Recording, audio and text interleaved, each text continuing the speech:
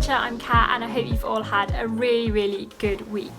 Last week we were talking about anger, and I wonder if any of you have had an opportunity to talk to other people in your family about what makes them angry and about how they can deal with that anger.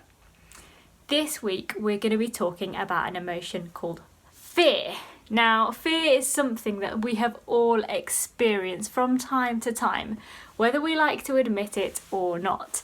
And sometimes our fears are just kind of little trivial things, and other time fear can be an emotion that can be completely consuming, and it can take over all of our thoughts, and it can stop us from doing things we really want to do. So let's have a look at this week's video and get some tips on how we can deal better with our fears. Oh, still a little dark in here. Oh, yeah, that's better. That's better. Whew! Sorry, I hit my head on the microphone. What do you want me to do? What's the craziest thing you were afraid of as a kid? You know, the thing that made you feel kind of like this? Or where you were so scared to be in your room at night without a light on that you reacted like this? Or maybe you were scared of getting shots at the doctor. I mean, I still am. Or just the thought of going made you feel just like this. Now, while I didn't have any of these exact fears, I definitely had things I was scared of when I was younger. Now, this might seem a little bit weird, but when I was young, I used to be scared that if I ate the seed of the fruit I was eating, like an apple seed or a watermelon seed, that it would actually start to grow that tree inside of my stomach. I know that is probably a little bit weird, but listen, could you imagine how scary that would be? If you actually had a fruit tree growing in your stomach? It's scary. Okay, maybe that was a little bit of a stretch, but we were all probably scared of things as kids that as we get older, they just don't seem as scary. I mean, I'm not scared of a tree growing in my stomach anymore, but now that we're a little bit older, I think we probably have new things, bigger things, more serious things we might be afraid of. And today, we'll talk about the feeling behind the stuff we're afraid of, fear. The truth is, we all know what it's like to feel fear. We all know what it's like to be afraid of something, and some of our fears are really common, things like talking in public, or snakes, or spiders, you know? I bet quite a few of us here today have at least one of those fears. That's pretty normal, but some of us may have some really unique and uncommon fears. I actually asked some of my friends what they were afraid of. Here's what they said. Guys, I'm terrified of worms. Worms! When they crawl around and they're just like, they just creep me out. They make my skin crawl. Roller coasters. I'm not very tall. I'm like 5'1" maybe. And just, you know, like when you get in the roller coaster and the little handlebar comes down and you gotta put the seatbelt on, like it doesn't like fit against my lap. And so when I go on a roller coaster, I literally feel like I'm going to just fly right off of the roller coaster and just like be gone forever. Clowns. I don't like them. I mean, they paint their faces and sometimes they talk, but sometimes they don't. They're just like, oh, come here, little kids. No, get away from me, clown. For sure, snakes, okay? Terrified of cats. The dark, yes. I'm 36 years old and I have night lights all over my house. I don't like the dark. And the second thing, squirrels. I don't like squirrels. I am not afraid to admit that I am still scared of storms. When I hear that first thunder, you know I am running to take cover, and do not even get me started on lightning. Okay, those were some really interesting phobias. I had no idea that some people were scared of squirrels. I mean, the fluffy tail and all, but when I think about it, I could actually see it. I can imagine with those two giant front teeth and all, like staring at you. Yeah, I could see that, I understand that. But regardless of what we're scared of, we all have something in common. We all experience fear at some point in our lives. And for some of you, fear is a really big deal. The stuff you're afraid of, you think about it all the time. It may be the only thing that you think about. But for others of you, fear isn't really something you think about very often. Sure, you might be worried about things in your life, but the minute fear creeps in, you just push it aside. no matter how you manage fear, what's interesting is that our imagination seems to play a big part in experiencing fear. The stuff we're usually most afraid of is the stuff we imagine might happen to us. Or the stuff we imagine that will be said about us, that we fear that, or the stuff that we can't control, or we don't see coming, or we don't know how to handle it if it does come. The stuff we can only imagine. And when we let fear take over our minds and motivate our thoughts, it leads our imagination down a path of endless what ifs. Like, what if I never have the friends I want? Or what if my parents get divorced? Or what if I never get taller? Or what if my sister doesn't get better? Or what if my girlfriend or my boyfriend breaks up with me? What if God isn't actually real? Or what if I fail my class? That would be terrible, but it's math, so it's likely. Or what if we have to move? What if I get in trouble? What if somebody finds out? What's gonna happen then? What if I don't make the team? What if I never feel any different than the way that I feel right now? What if my acne never goes away? See what I mean? Fear takes us down a path of endless worry. It gets our imaginations going about the things that could be or might be or we hope never will be. It takes over our thinking. And when we're faced with our fears, like when we actually come face to face with those fears, most of us usually have one of three responses. When we're faced with fear, some of us fight against it. We act on it. We try to control the things that we can control to keep the things we fear from actually happening. Those of you who do this, you know how this feels. Maybe you yell at your dad to take care of himself because you're afraid he'll get sick. Or you try to force your sibling to avoid that party because you're worried about what might happen if she does go. Or you study way more than you need to. I know that's a minority of us, but you study way more than you need to for that test because you're afraid that you'll fail it if you don't. You focus on what you can control. You fight back against the fear by trying to take control of it yourself. And you don't give up until you feel like you fixed it or stopped it or done whatever you can, whatever's in your power to keep the fear from actually coming true. Now, others of you face fear by not facing it at all. I mean, fear motivates you to not fight back. You didn't connect at all with the first response to fear. You're like, no, I'm the total opposite. I run in the opposite direction. Maybe you avoid asking questions because of the fear that it will lead you to doubt your faith, or you stay away from your friends when they hurt your feelings because you don't want to face the fear that they might actually reject you. You're afraid you won't get the lead in the play, so you just don't try out for it at all. For you, fear sends you running away from and avoiding the things that you're worried about or afraid of altogether. And finally, for some of you, fear simply freezes you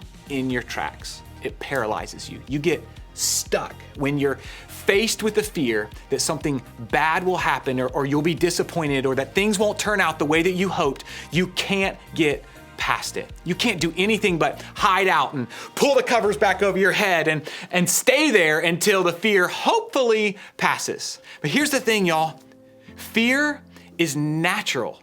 It's real. We all experience it no matter what age we are. And I'm not here to tell you that you should never be afraid of anything because honestly, there's a lot of stuff to be afraid of. And fear can actually be good, okay? Fear in some cases can be helpful because it helps us avoid or be cautious around things that could hurt us. Like you should be afraid of the fire because it should burn you. There are some healthy fears, but the issue is when fear begins to take over, when it becomes the boss of our actions, our thoughts, and our life. That is when we need to figure out a new way to face our fears. One of the best things about the Bible is that it gives us examples of real people who had real experiences and real feelings just like yours. And today, we're gonna take a look at an experience some of Jesus' closest followers had that I think can teach us a lot about what we can do in the face of fear. Now, while on earth, Jesus spent most of his time with a group of 12 people. They were his disciples.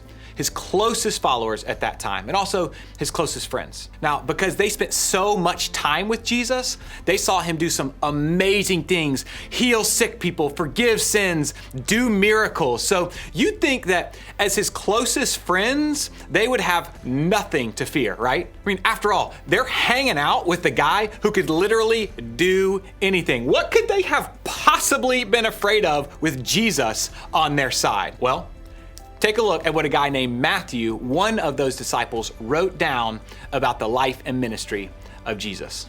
Then he got into the boat and his disciples followed him. Suddenly, a furious storm came up on the lake, so that the waves swept over the boat, but Jesus was sleeping. The disciples went and woke him, saying, "Lord, save us, we're going to drown."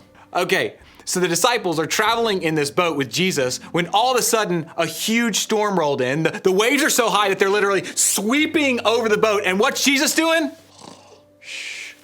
Napping. I don't know if Jesus snored actually, like in his holiness. Does he not snore? I don't really know how that happens. But as the storm was getting bigger and scarier, the disciples did what I would have done. They freaked out. I mean, come on. Wouldn't you? They got scared in the face of this storm. They thought they had something to fear. So they woke up Jesus, probably thinking, hello, Jesus. He replied, "You of little faith, why are you so afraid?" Then he got up and rebuked the winds and the waves, and it was completely calm.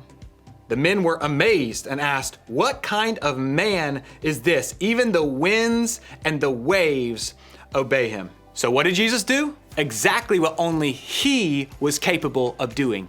He calmed the storm. He took the very thing that these disciples were afraid of and stopped it in its tracks. He eased their fears, not only by stopping the wind and the waves, but by proving that there was something else that we can choose in the face of fear: faith. Look back at what Jesus said when the disciples woke him up.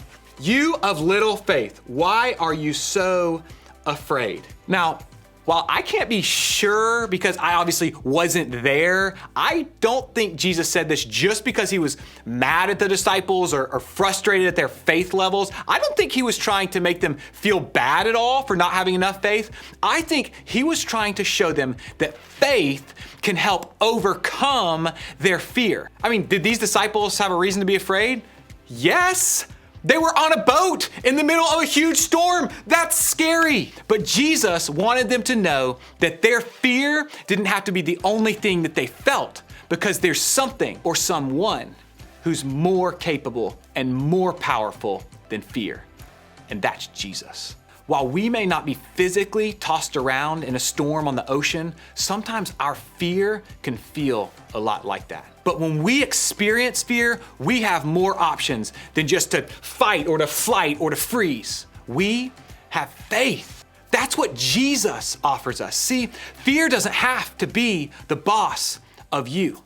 Fear comes when we feel out of control. But the truth is, when we're out of control, Jesus is still in control. You can trust him. We can trust him when we're in the middle of a storm. Will we still have reasons to be afraid in life? Yes. I'm not saying that having faith means you never fear again, but what I'm saying is that faith is what gets us through fear. It's with us in fear, and it will be with us when the fear is gone. Fear doesn't have to be the boss of you.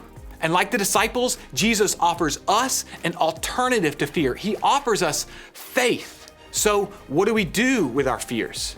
The next time that we're faced with something to be scared of, what do we do? Well, take a look at one more scripture with me for an answer. Cast all your anxiety on him because he cares for you. What I love about this verse is that it was written by Peter, a disciple of Jesus who was on the very boat in the middle of the storm.